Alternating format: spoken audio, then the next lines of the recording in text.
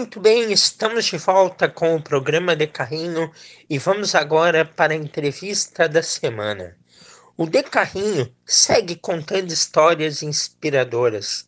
Afora o nosso trabalho amplamente voltado ao esporte, temos na essência a acessibilidade como uma pauta sempre prioritária.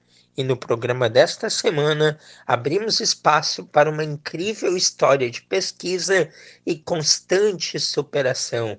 Seja bem-vindo ao De Carrinho, Guto Rocha, gaúcho, palestrante, referência em marketing na América Latina e defensor das doenças raras. Boa tarde, Guto. Fala, Cassi, tudo bem? Muito obrigado pelo espaço aqui no De Carrinho. Então, meu nome é Guto Rocha, sou vice-presidente da PM Web e fico muito feliz aí da gente ter se conhecido no Taquara Summit e ter a oportunidade agora de participar do programa, conhecer um pouco mais aí os nossos ouvintes e dividir um pouco contigo. Adorei aí a nossa conversa, nossas preparações, então estou feliz de poder dividir contigo. Com certeza foi um grande prazer te conhecer no Taquara Summit. Você é mais uma linda história que foi compartilhada naquele evento de pouco mais de 2 semanas. E que queremos trazer agora para o De Carrinho e temos a honra de poder estar neste momento. Bom, meu amigo Guto Rocha, inicialmente então, te apresento aos ouvintes, fala aí das tuas habilidades e por que a pauta das doenças raras entrou na tua vida. Bom, então me apresentando, eu sou natural de Sapucaia, moro hoje em Canoas e quando nasceu meu filho em junho de 2023, mais especificadamente no dia 23 também, ele nasceu e foi direto para a UTI. Então, a gente não sabia o que estava acontecendo, foi uma grande surpresa nas nossas vidas. Eu tenho uma rotina de trabalho bastante atribulada, então, além de ser vice-presidente da PM Web, eu sou cofundador também do Otto CRM, tenho uma participação ativa também no Let's Book, que são 3 empresas que a gente tem dentro do nosso grupo empresarial. Além disso, invisto em outras 4 empresas e estou no conselho de outras 4. Então, é uma rotina bem intensa, com muitas atividades, mas quando nasceu o Santiago, ele foi para a UTI, eu tive que parar absolutamente tudo para entender o que estava acontecendo, né? Afinal, o meu plano era esse, só que a minha surpresa foi que o que eu achei que levaria algumas horas, acabou levando 83 dias, né? E aí, no dia 42, a gente teve o diagnóstico que o Santiago tinha uma doença ultra rara, que é a miopatia centronuclear, e para isso a gente teve que fazer daí uma cirurgia que é a chamada gastrostomia, porque a maneira como ele se alimenta é diretamente pelo estômago, porque ele não tem uma das características da doença é que ele não tem força para fazer o processo de engolir.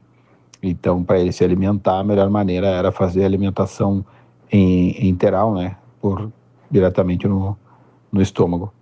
E aí, depois disso, depois de organizar todo o aparato que ele precisa, que é o que a gente chama de home care, ele pode agora ter aí praticamente uma estrutura, quase uma semi-UTI aqui em casa, e foi assim que no dia 14 de setembro ele chegou aqui na nossa casa.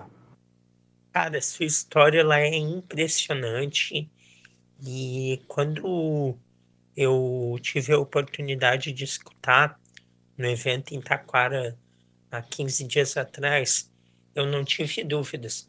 Precisamos trazer ao De Carrinho e compartilhar ao maior número de pessoas, pois muitas pessoas, muitas realidades diferentes podem estar vivendo aí grandes problemas, grandes atribulações e olhe, quando estamos falando em uma doença rara, é muito mais complicado navegar sobre algo que pouco se conhece. Então, a tua experiência, ela é única, como tantas outras, mas que merece todo mundo parar e escutar. E nesse sentido, meu amigo Guto, compartilha com nós como foi o início aí da vida do seu filho, como que vocês lidaram com as dificuldades que ele estava tendo e o que já é possível saber sobre a miopatia centronuclear. Então, o que tinha de característica, e pelo que ele ficou lá dentro, né, da UTI por tanto tempo, foi porque ele tinha um quadro de pouca movimentação, né? Então a gente chama isso de hipotonia, né? Então, baixo tônus muscular. Isso que fez com que os médicos suspeitassem, a gente fez centenas de exames diferentes para tentar descobrir o que era, até que um exame chamado exoma, que é um mapeamento genético, trouxe esse diagnóstico, que é o diagnóstico da doença rara.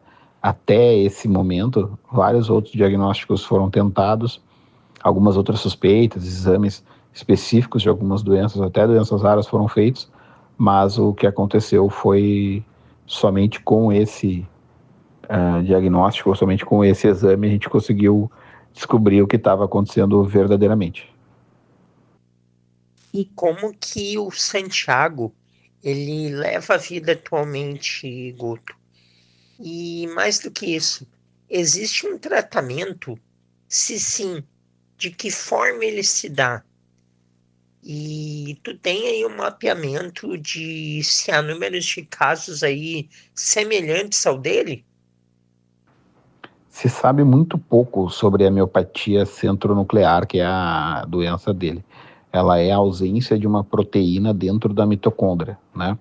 Miopatia vem de doença do músculo, né? E centronuclear é porque quando a gente olha a nossa célula, né? A célula tem o seu núcleo mais próximo da borda, vamos chamar assim, de uma maneira mais grosseira, para resumir.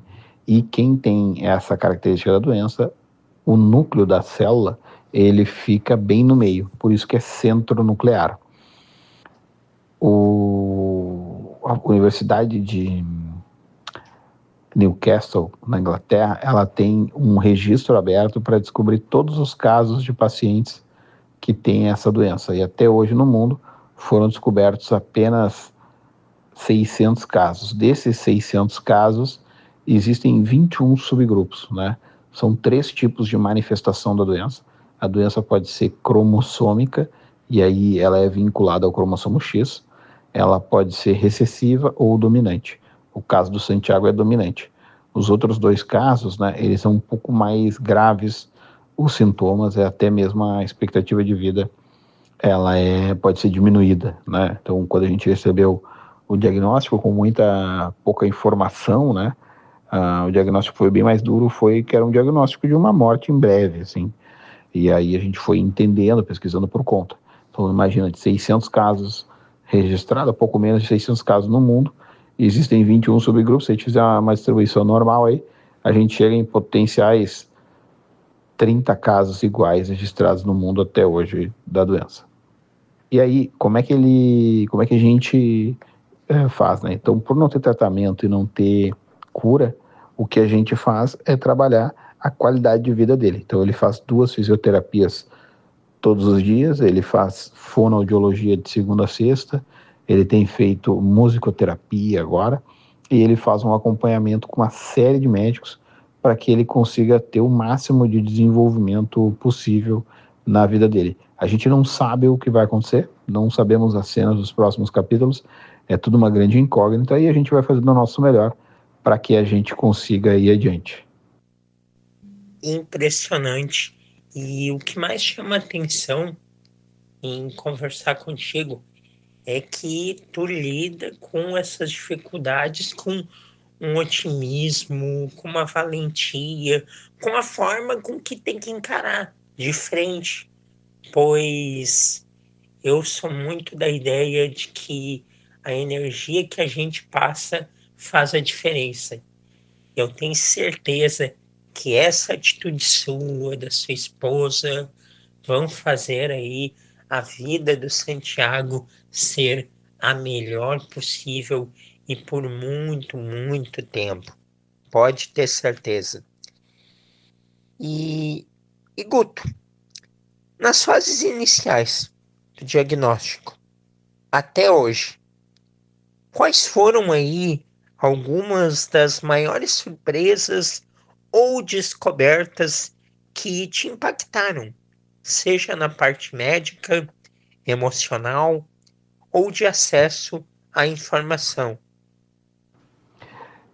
Quando a gente descobriu, então eu mencionei até anteriormente, o diagnóstico veio, né, de uma forma característica do que são as doenças raras, né, que elas são envoltas em muita ignorância médica. Por quê? O médico estuda ali a sua especialidade, talvez uma pós-graduação, um nicho específico, né? Imagina um médico que ele é oncologista, ele já é um médico que fez ali a formação médica, ele fez uma especialização, né? A residência para ser um oncologista, e ele ainda vai fazer uma especialização, por exemplo, em câncer de mama. Então, é um nível de especialização do médico. Então, ele entende tudo daquele assunto. Agora, tu imagina para o médico saber que existem 9.200 doenças raras conhecidas, fora as doenças não diagnosticadas, que é um outro grupo. Então, imagina o nível de conhecimento que tem que ter um médico. É muito difícil. Então, por não conhecer, ele vai tentando fazer algumas outras associações. E aí, isso é um dos maiores desafios que existem, né? Então, quando eu recebi o diagnóstico, eu mencionei anteriormente, o diagnóstico foi um diagnóstico que ele iria ter uma doença progressiva, que iria enfraquecendo ele até o momento que ele iria parar de ter batimentos cardíacos. Graças a Deus, a gente foi descobrindo e entendeu que esse não era o quadro dele, né? O quadro dele é totalmente diferente, é uma condição, então ela não tem uma evolução. O que tem, na verdade, é uma característica que a gente tem que ir descobrindo. E cada conquista dele, para nós, é uma grande vitória. Então, quando a gente foi a primeira vez com ele num jogo do Inter, que era um sonho que eu tinha, quando a gente conseguiu viajar com ele de avião, foi uma super comitiva, um grande envolvimento, assim, para a gente conseguir fazer isso, que era uma ideia nossa, poder viajar, levar ele para conhecer outros lugares. Então, foi um esforço e muito bem recompensado com o sorriso dele e saber que a gente vai conseguir desbravar o mundo de alguma forma. Que maravilha, que maravilha. Imagina 9.200 doenças raras conhecidas. É algo que, como você falou, é humanamente impossível para qualquer profissional conhecer todas. E no finzinho ali você já revela que é torcedor do Internacional. Nosso programa é, na essência, um programa futebolístico, mas ele também tem um viés muito forte da acessibilidade, e o nosso bate-papo tem como centro de tudo hoje o seu filho, seu grande moleque, o Santiago, mas também lá no finalzinho vai ter uma palhinha sobre futebol. Estamos aqui conversando com Guto Rocha, palestrante, referência em marketing na América Latina e defensor da causa das doenças raras. E Guto, como que tem sido então a rede de apoio formada ao redor de Santiago? Familiares, amigos, profissionais da saúde ou então comunidade de doenças raras? Que tipo de suporte que tem sido aí essencial para vocês? A rede de apoio ela é fundamental, né? Então, o fato da gente morar em Canoas e os meus pais, os pais da minha esposa também morarem aqui, né?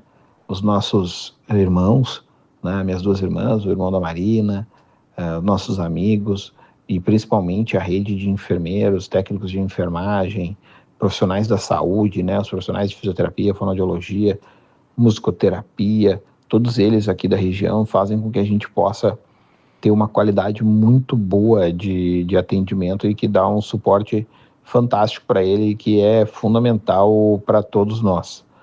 E quando a gente olha para o universo das doenças raras, né, o maior desafio das doenças raras é o diagnóstico. E nisso a gente teve muita sorte, porque a gente teve um diagnóstico em 42 dias. Quando eu fui pesquisar, né, pessoas que tinham um diagnóstico parecido com o Santiago, eu encontrei 2 pacientes. Um descobriu aos 44 anos o diagnóstico e outro aos 50 anos. Então imagina o quanto que essas pessoas se esforçaram, o quanto que eles tiveram de desafio na vida deles para que o Santiago pudesse ter um diagnóstico tão rápido, né? Então isso foi muito importante para todos nós. E nessas horas, quando a gente pensa que 2 pessoas aí, como você disse, que descobriram com 44 e 50 anos o diagnóstico, quando a gente pensa que, poxa, 42 dias na UTI e sem saber o que aconteceria, vocês imaginavam que seria apenas algumas horas, a gente nota como Deus foi bom e também a ciência. Eu costumo dizer sempre que fé e ciência juntas são imbatíveis e 42 dias foi o tempo suficiente para se ter um diagnóstico. Há de se agradecer apenas, tão somente agradecer.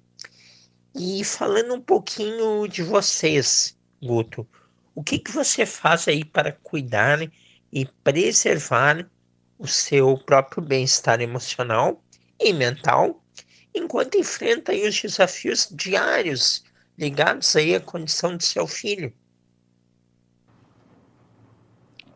Sobre o nosso bem-estar emocional e mental, isso é muito bom tu perguntar, porque a gente consegue ter um enfrentamento e um entendimento dessa situação de forma muito tranquila, né? Mas é importante lembrar que muitas famílias, quando somente não têm uma condição financeira que permita com que elas tenham recurso para ter condições de oferecer os tratamentos e tudo que é necessário, isso acaba tendo um problema gigantesco, né? Porque tu não consegue prover o que teu filho precisa e ele precisa de muita coisa, né? Então, essa vantagem, esse privilégio, vamos chamar assim, que a gente tem de conseguir oferecer, ele é fundamental. E aí até nos coloca numa responsabilidade de conseguir impactar mais pessoas e fazer com que isso melhore. Mas eu acho que não existe resposta mais importante do que a fé que a gente tem, né? Nossa família aqui é católica, a gente tem na nossa casa, quando a gente se mudou aqui, 5 anos antes, eu acho, 4 anos antes do Santiago nascer, já tinha aqui um neon na sala escrito fé. Então é muito importante ter fé, ter esse entendimento. E a gente fala, né, que a gente nunca questionou Deus por essa situação, a gente apenas pediu sempre mais entendimento e coragem, né? Porque a coragem é o termo mais importante para isso. Tanto é que nós, ainda lá no hospital, começamos a fazer, né, nesses 3 meses, todos os testes, todos os exames possíveis para saber se a gente poderia continuar aumentando a família e tentando evitar que tivesse um risco dessa doença genética continuar acontecendo. E aí nós descobrimos que essa doença, na verdade, ela não foi uma doença hereditária, né? Ela foi um caso mais raro ainda, que é um caso chamado mutação de novo. E aí, por ser uma mutação, ela não era possível de ser evitada, e aí a probabilidade de acontecer de novo é a mesma de qualquer criança que nasce. Então, no caso do Santiago, é uma doença ultra rara, que acontecer 1 para 1 milhão de casos, 1 milhão de nascimentos, pode acontecer. E aí nós levamos adiante o projeto, e no dia 5 de dezembro de 2024 nasceu o Salvador. Que maravilha! Salvador aí, o segundo filho de vocês. E Guto, quais avanços, iniciativas ou recursos você considera mais necessários hoje para melhorar a qualidade de vida de crianças com miopatia centronuclear e também a qualidade de vida das suas famílias? Olha, o maior avanço que a gente poderia ter para melhorar a qualidade de vida das crianças aqui era conseguir aumentar a quantidade de diagnósticos, porque a subnotificação faz com que a gente não tenha ideia de quantas pessoas possuem o mesmo tipo de diagnóstico. Isso serve para a maior parte das doenças raras. Então, Porto Alegre tem um centro de excelência, um dos mais importantes do mundo e o mais importante do Brasil, chamado Casa dos Raros. Olha, o quão raro é eu precisar disso e ter ao lado aqui da minha casa, em Porto Alegre, esse tipo de atendimento de excelência no mundo todo. E a Casa dos Raros está ali, ela precisa sempre, claro, de apoio, mas ela precisa também ser conhecida, porque ela já fez 25 mil atendimentos para pessoas com suspeitas de doenças raras, que daí elas conseguem chegar no seu diagnóstico. E o diagnóstico é a parte mais importante. Por quê?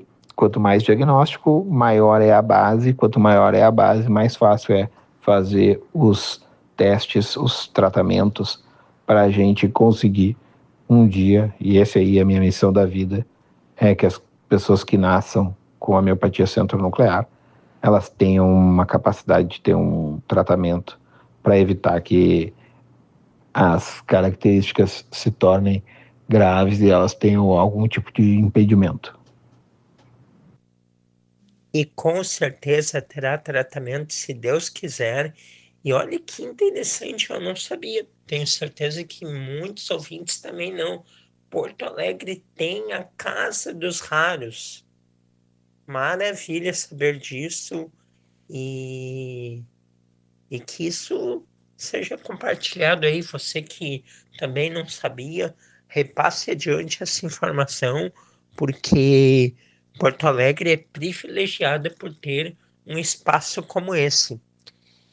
E meu amigo Guto, pensando então no futuro do Santiago, quais são os seus sonhos e esperanças para ele, seja aí em termos de autonomia, desenvolvimento ou inclusão social?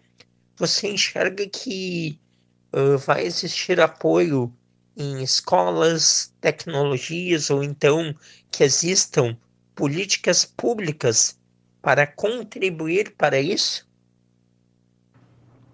Bom, essa pergunta sobre o futuro do Santiago é muito interessante. Eu acho que, sem dúvida nenhuma, a inclusão é o maior desafio. Então, quando a gente olha o nosso mundo, a gente vê que ele não é preparado, né, Cassi? Eu lembro de te olhar durante a minha palestra, né, lá no Taquara Summit, e se eu não me engano, tu eras o único cadeirante que estava lá.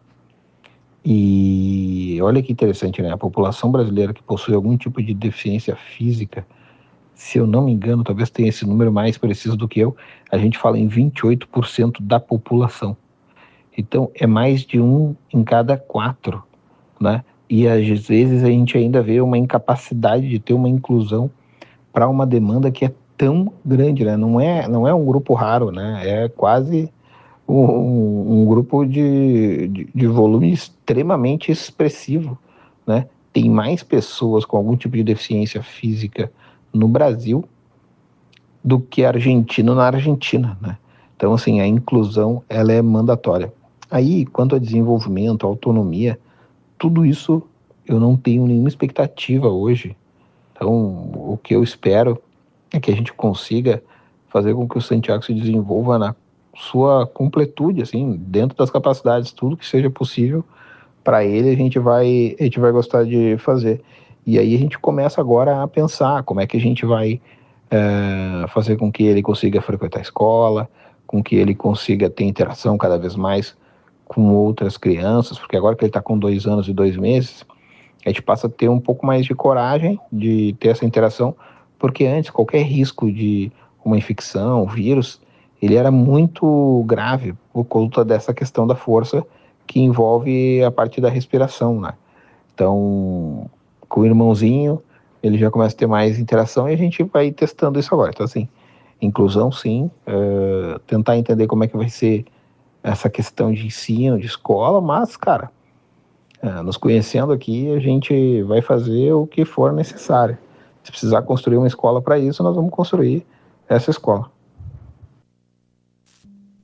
É isso aí, e o dado que você colocou é esse mesmo, cerca aí de 28%. Eu fiz dentro da minha dissertação de mestrado, eu, eu avaliei uma via pública aqui da minha cidade, Taquara, da cidade do programa de carrinho, e analisei a acessibilidade nessa via central, nos estabelecimentos dela. E na época, eu tinha os dados do censo de 2010, em que apontavam 23% de PCDs, como chamam, no país, mas no nosso centro, cerca de menos de 5%, cerca de 1 a 2% frequentavam os espaços da cidade públicos. E isso me causou muita estranheza, porque, poxa vida, eu não tinha os dados de número de PCDs aqui de Taquara. Mas se nacionalmente é 23%, por uma média natural, Taquara, as cidades não vão ser muito menos. E apenas 1, 2% frequentam os espaços.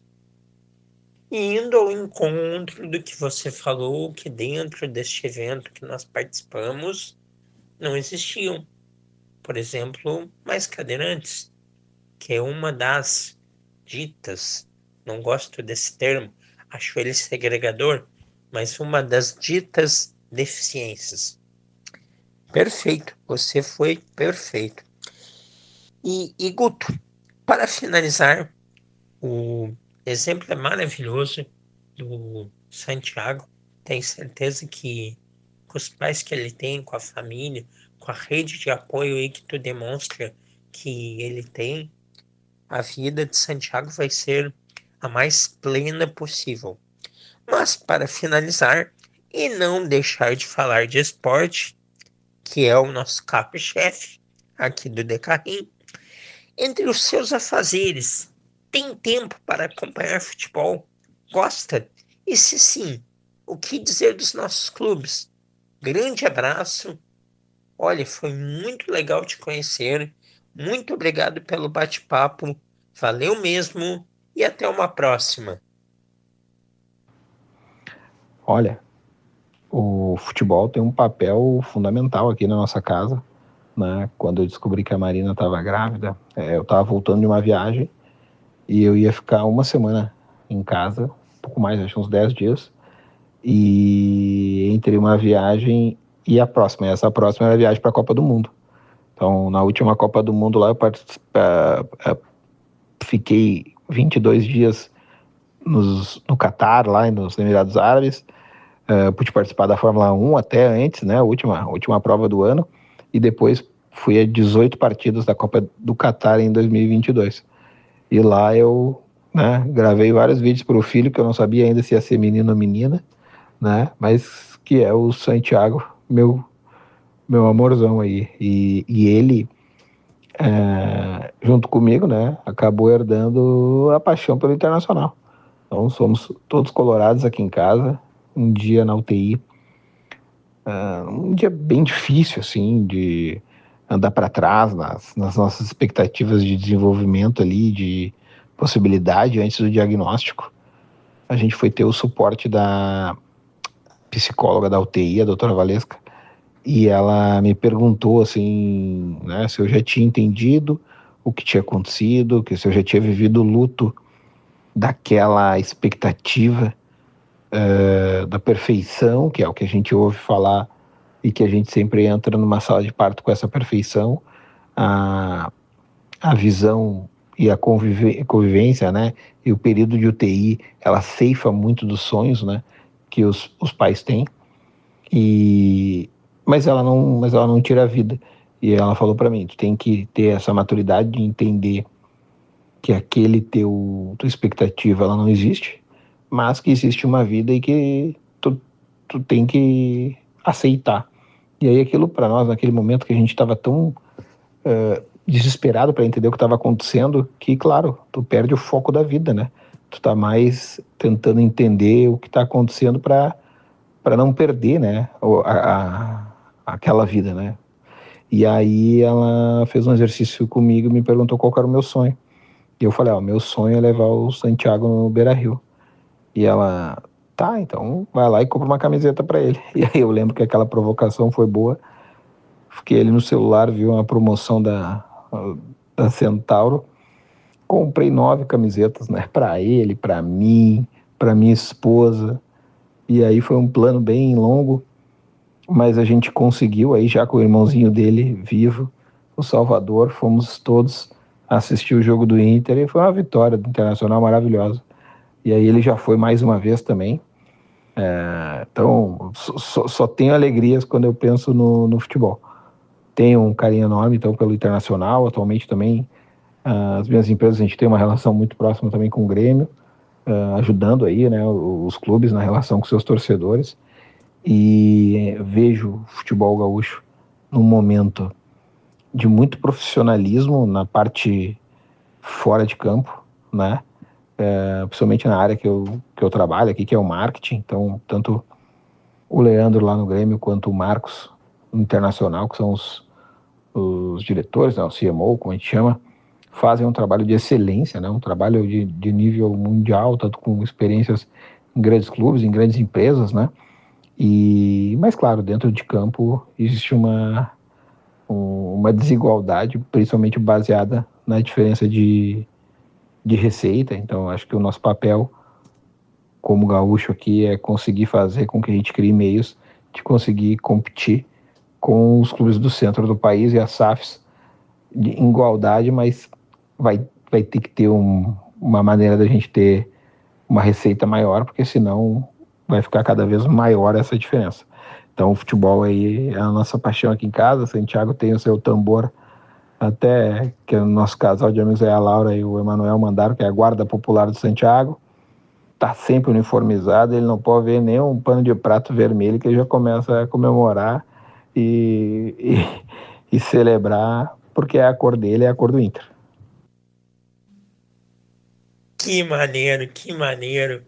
Olha, eu nem sabia dessa paixão toda pelo Internacional e que você esteve em 18 jogos da Copa do Mundo de 2022. Então, da próxima vez que a gente trazer aqui o Guto Rocha, vai ser para falar, além, é claro, dos grandes avanços que o Santiago vai ter, mas muito de bola, muito de futebol, porque eu tenho certeza, já deu para sentir que ele manja demais. Guto Rocha, grande convidado aí do programa de hoje, palestrante, referência em marketing na América Latina e defensor da causa das doenças raras, esteve com a gente nesta semana aqui no programa de Carrinho.